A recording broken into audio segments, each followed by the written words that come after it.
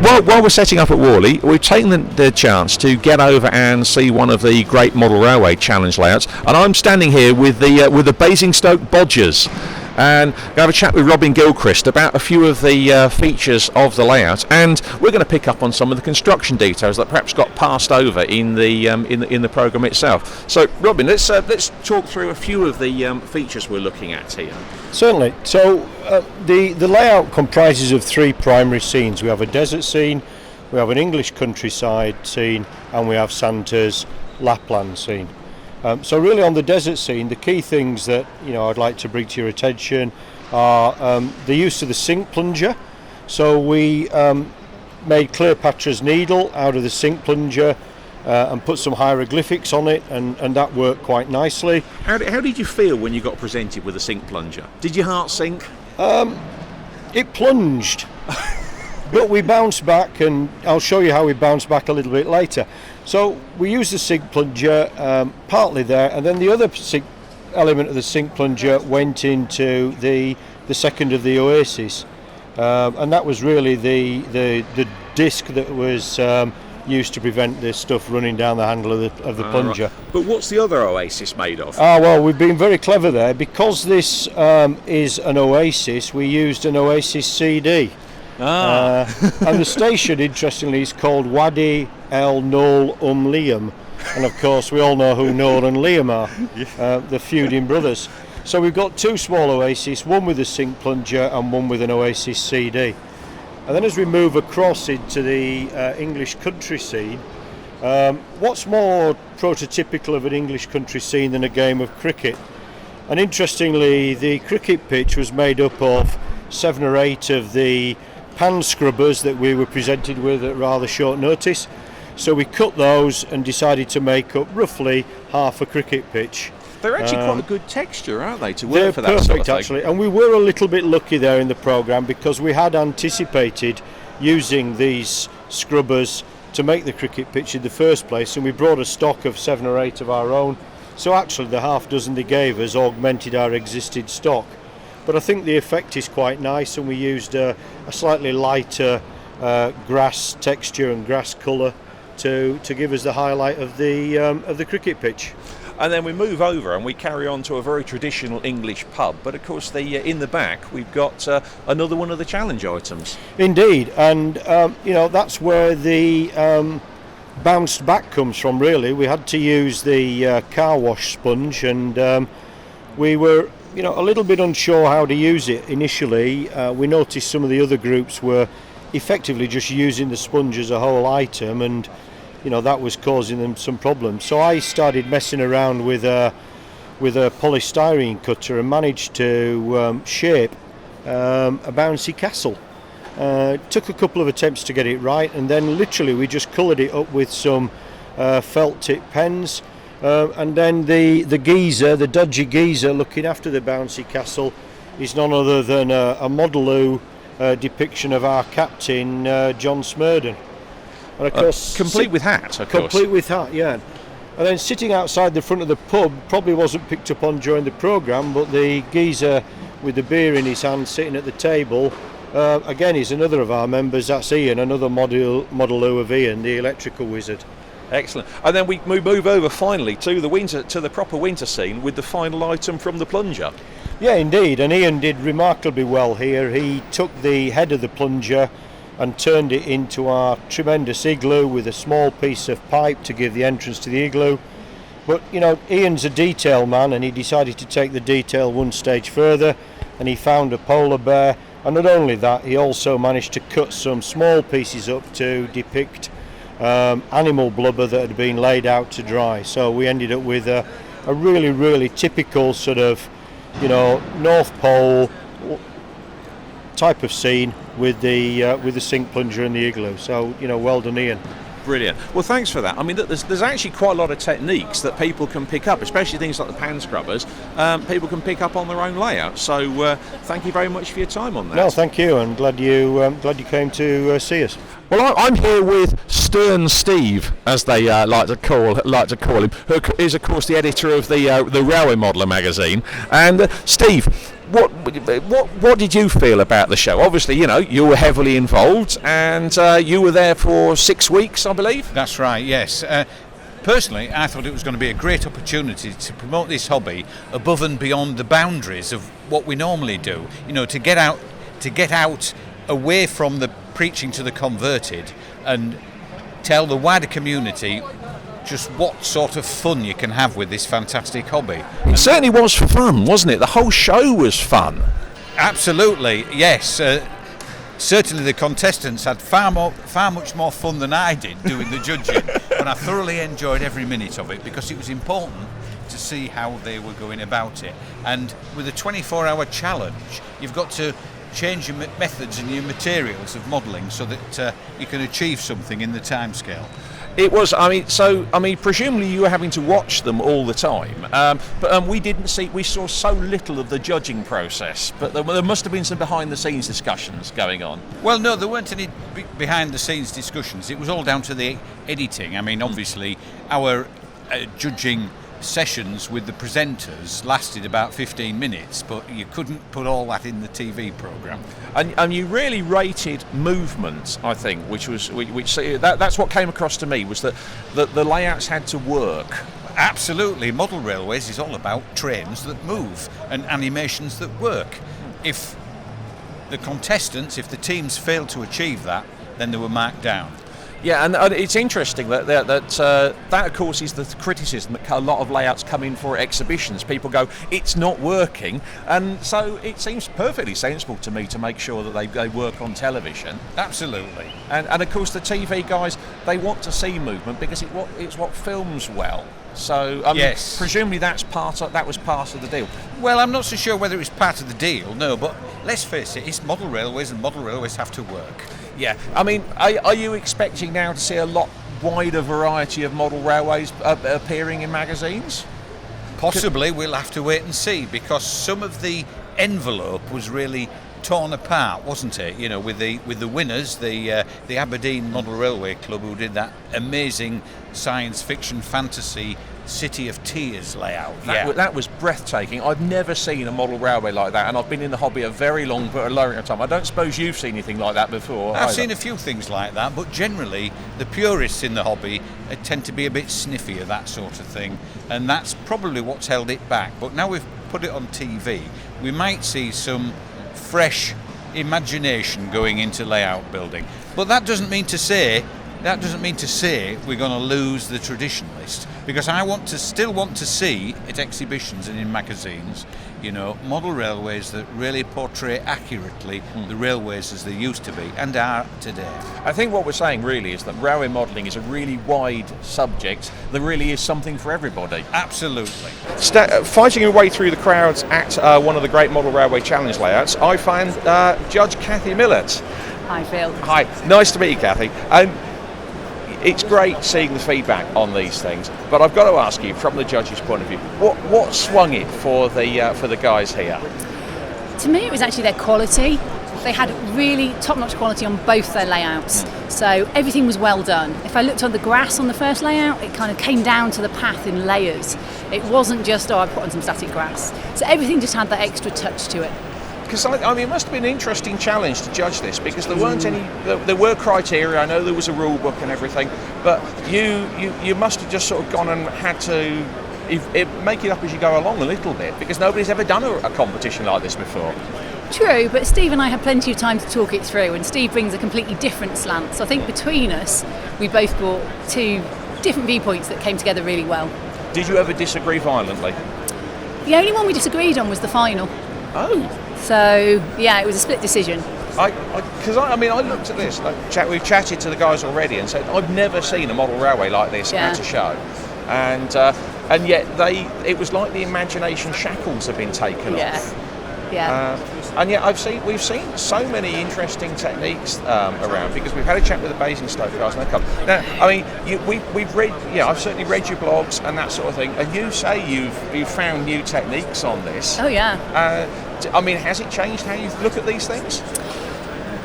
I think I would be more likely to do a fantasy layout now perhaps than I was, but I've got a long list of other layouts to do first. So you're basically like every other modeller with a list of layouts that you've always wanted to build and a list of projects. Oh yeah. Is there a store cupboard full of materials for these? Yeah, I have so many kits. It's embarrassing. It's great. Everybody's like that, isn't it? But I think it's the imagination that's made the thing with this. Yeah. And I mean, I've just seen Doctor Who walk by, so this is proper Doctor Who, Tom Baker Doctor Who. The real one? Yes, the real one. Well, he could look good enough to me. And I think that's what struck me about the challenge was that it was because it came from a non-model railway background. It must have been slightly odd for you because as a modeller, as an exceptional modeller, to come at it and go, can we deal with all this imagination and the weird stuff going on? I love sci-fi though. I absolutely love sci-fi. So the rest of the time when I'm not doing railways, I'm building sci-fi kits. So for me, it's merging two things that I love. So it was really good. It must have been an absolute joy then. You weren't scared of dinosaurs on a layout then? No, not at all. My criteria for a layout is it has to look good, it has to be well thought out, not that it has to have certain things on it. I was looking at what they did, not what was on it, if that makes sense. Yes, trade-wise. I think I see where you're coming from. Yeah, it was important, and of course it's important. It looks good for the cameras. Yeah. As Steve was saying as well, that it had to work. Yes. Oh, definitely. So many amazing layouts just didn't run on the day in that 10 minutes, and that's what lost them the heat. Do you think that's going to make the difference for the second series, though? That people are going to get that it's got to work and they've got to do the project management?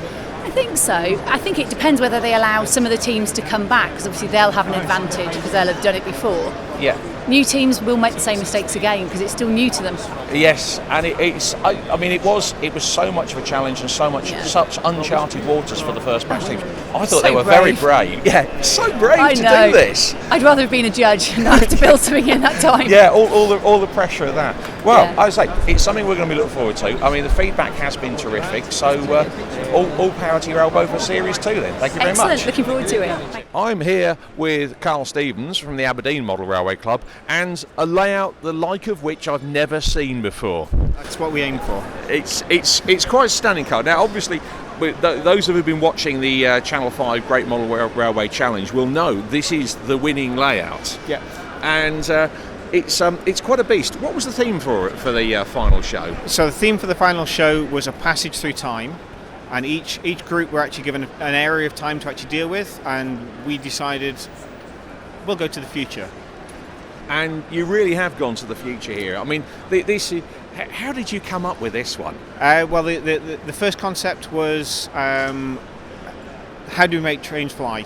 And then once we've actually got trains flying, then it's like taking cues from different films, so Blade Runner, Ready Player One, all the sort of modern sort of films that are actually in the future that we're actually going for. So that's where we've got. So the elements of all sorts of things, the Jetsons, you name it, we've got it. And it had to be built in the 3 days, so it's realistic. So, I mean, yes, you did start with nothing at the start of these. There wasn't pre-build. There was no pre-build at all. We actually thought we might be able to actually sneak in a pyramid, but we didn't. We weren't allowed to even sneak that in. So I had a pre-built oil rig thing that stands about this height, and it was going to be one of the buildings, and we'd go through it. But hey, didn't matter. We adapted and overcame, as they say. You did. Now, come on. What we do know is there's an awful lot of elements to this layout, and a lot of them didn't make the television. Yes. So perhaps if you could talk us through some of the main elements there, and especially the ones that people perhaps haven't seen. Things that you haven't seen. Okay, so all of the actual buildings themselves is built from drainage tubes. So it was literally drainage tubes that's just sprayed silver, holes plugged, bits and pieces. In the buildings, tops of buildings, you'll actually see there's fibre optics actually coming in through the back, so there's actually light beams actually coming through. Then we come into the buildings. The buildings themselves, we've got a random light system going through the actual buildings. We also have lightning, so there's a button just on the end there, on the other side. Right. Yeah, push the button on the bottom, and we now have lightning going on down the bottom. Oh, I see. Lightning going on underneath. Yeah, so wow. One of them does. It might be on a random time switch. But down the bottom, we've now got Ready Player One. So we've got the containers and the houses built down there. There's a fire down there with people actually around the corner. Going down the back, the N-gauge that when you're actually looking through gives you the force perspective It of, is very difference. effective, actually, standing here. The N-gauge, you can't tell the N-gauge is smaller, and yet, wow, you've got perspective effects. Yeah, I mean, we reckon that's about a 300 metre distance when you're actually looking down. Yeah. So that gives us our force perspective as well. We probably had plans to put other holes in it. Mm-hmm. May have forgotten to do them, but by the time we were actually into it, it was just focus and finish. And of course, the challenge was not just to do the layout, but to do the layout within the time. So hence you've got to sort of say, right, okay, realistically, what can we do? Because we've got to finish and it's got to work. Correct. And that was the three. It's got to be imaginative. It's got to look good, and it's got to work. So that's the three elements, and that's what had to be done. Well, I mean, it is brilliant. It is eye-catching. And as I say, I've been in model railways a very long time, and quite frankly, I've never seen anything like this. Are you pleased with this? We are. All the team is really pleased, and I was very grateful that we were able to take part in the show, and we enjoyed ourselves for that Brilliant. show. And I mean, have you had any feedback after the show itself? All the feedback that we've had has actually been really positive. We've got 5 new members into the club since the actual show. Whether that was part of the show, but it's certainly aided us. And then people are actually coming in. We're getting more contact through the website, through the Facebook pages, and people are actually talking and engaging and actually coming in and taking part. So yeah, it's positive. That's absolutely brilliant. Right, well, I'm standing here now with Simon Kohler. I've grabbed him while he's on the busy Hornby stand. Simon, you must have been watching the Channel 5 TV show along with the rest of us. How's it actually fed back to to you and to Hornby? Well, I think rather than sort of be partisan, I think for the whole hobby, it's been a really strong, worthwhile exercise. I mean, we started talking about this with the production crew, I think it must have been about June time, maybe earlier. And they were, they were basically quite a lot in the dark. They had an idea. Yeah. And I think they were kicking it around, and they spoke to a lot of people in the industry. And from that, and I think the industry helped them formulate the way they moved it forward. And I have to say, I think it was handled superbly well. The temptation of really taking the mickey, for what about, as often happens, rivet counters and all the rest of it. They avoided all that. They showed what the hobby was really all about, but more importantly, what I liked was the time limit for all the layouts to be done, because people who aren't sort of into the hobby, but maybe on the outskirts or thinking about it or whatever, it gave them an idea that actually, do you know what, we can put something together fairly quickly, fairly simply for their kiddie or indeed for themselves. And it's not going to be 100% perfect, but I will have done it. And I think that sort of came over. The enthusiasm came over incredibly well. It did, and I think the idea is that you can build something and it can be fun. Yes. And I think the imagination. I mean, there was certainly some very wild and wacky ideas that they had to work with.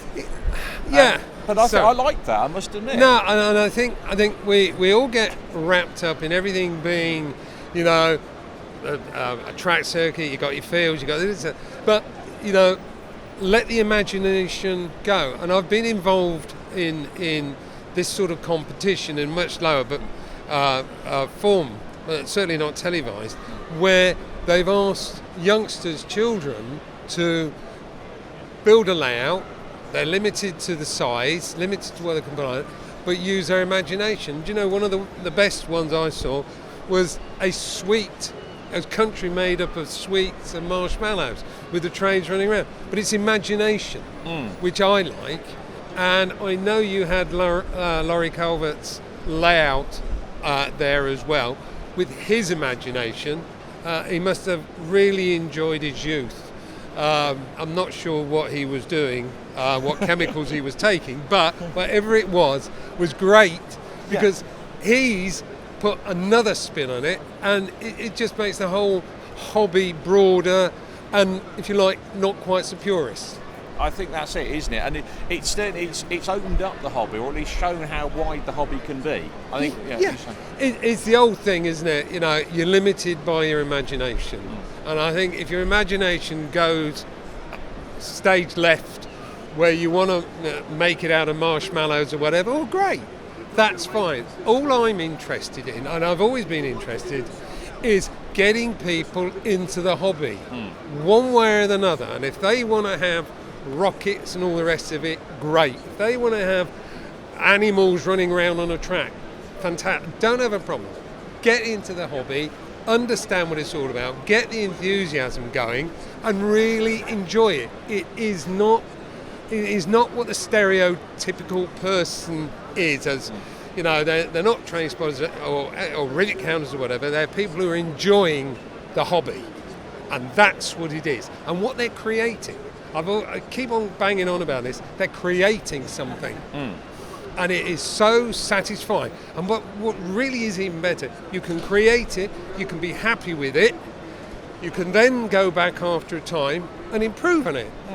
If that's what you want to do, or change it, or just change do something it, completely new. and do it. It's never finished. It's like so many artists; they never actually finish a painting, and I think a model railway is never actually ever finished. I'm here again with Pat Doyle, producer of the Great Model Railway Challenge, and it's a great opportunity to talk to you, Pat, because obviously the show's gone out, it's all done and dusted. How did it go for you? Wow, good question. It went really well, in short. I mean, last time we spoke, was that last year? Yeah, it was January this year. So January this year, we didn't know how it was going to work out. If I'm totally honest, we were trying to find our way, navigate our way through this hobby. Hadn't really met many modelers, hadn't really met many manufacturers. I'm not sure we had a venue sorted out.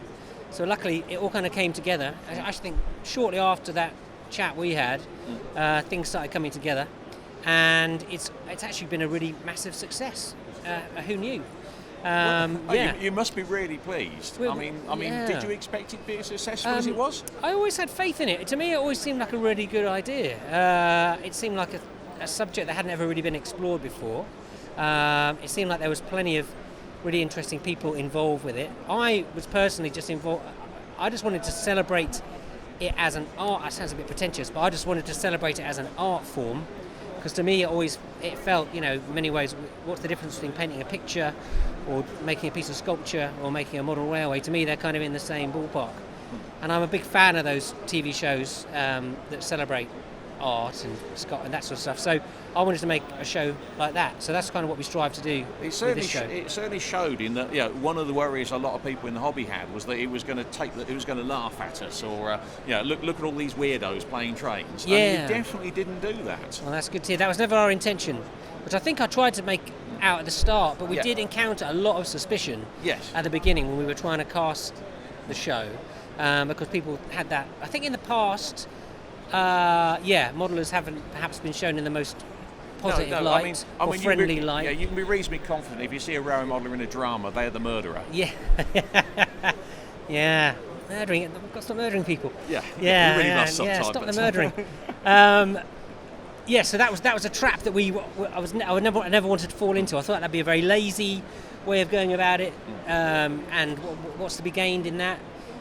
Far better just focus on celebrate the hobby for what it is, and to try and show it in the best light possible. And yet you did really push the envelope, because I think that the themes were not the sort of themes we'd have picked, but they worked. They did. I mean, some of them were completely bizarre, but actually, once the modelers seemed to get the hang of it, especially with the very last theme, we've interviewed the guys with the winning layouts, and it was like, that is like no model railway I've ever seen before. Yeah, that's great to hear. Yeah, the journey through time. Yeah, the themes were really good, actually. In fact, Channel 5 have a lot of credit for that. They helped us come up with some of those ideas as well, because I think the temptation was to be quite straight and say, like, let's do a coastal railway or let's do a historic railway, but they sort of encourage us to think a bit more left field and to throw in some sort of slightly more esoteric ideas. And talking left field, of course, the other thing that was interesting was the Scratch Build Challenge, which I must admit, I mean, I really enjoyed the first episode where somebody was very critical of the idea, which is everything I'd thought of, and then proved that it was a successful idea after all. It's divided opinion, that one, and I'm engaging opinion as I go around this show, because some people didn't like it, even some of the teams taking part didn't like it, but actually the response around here has been really positive, actually, and people seem to like it as an idea. We might be able to refine it a little bit. It also serves us another purpose editorially in the show, because it gives you a sort of halfway point to work towards. We'll have some little climax halfway through the show to see who's won that challenge. Otherwise, it would be kind of just a steady progression to the final judging. So it gives editorial little that's hump to your work skill with. as a producer, isn't it? To build a show that works. Yeah, I can't take credit for that idea, actually. My director, series director Ben, that was his idea. Right. Ben, just big up Ben. Big up Ben over there, right? Yeah, he takes credit for that. I was dubious, actually, but he won me over, and it worked really well. So that's something we're going to keep. A second series. You've got a second series lined up. There's people applying for it. We've seen them on our own web looking to apply for. That's great to hear. It. Is it going to change very much? I don't think it's going to change radically. Channel 5, we're going to do some research and talk to some do some audience research and see if they can come up with any tweaks. But fundamentally, I hope it doesn't change too much, and we can keep it kind of as it was, because I think it did actually work quite well. I'm sure we can improve it in certain areas. There's going to be a little bit of evolution. Yeah, I think so, and I think we can streamline it. And also if I'm honest, we were kind of making up as we went along the first time around, in terms of how we were going to make the final work and stuff like that. But now we know how the final works. We'll be able to give the teams a lot more notice in advance about what's going to be expected of them in the final. Because credit to the teams, actually, they not only did they trust us to, make a nice portrayal of them on the TV, they also were really helpful and flexible in terms of what we asked them to do, and created some amazing layouts, given them not much time to do it. So it's all credit to them. And I'm thinking what will be interesting is, of course, the teams will be different, because this time the teams didn't know what they were letting themselves in for. Yeah. Next time the teams are going to understand the competition a little better. They'll probably be more focused, a bit more productive. I think. And again, I think there may be interesting to see what they produce terms of imaginative work. Yeah. No, I agree. I think, and we'll give them more lead time this time around.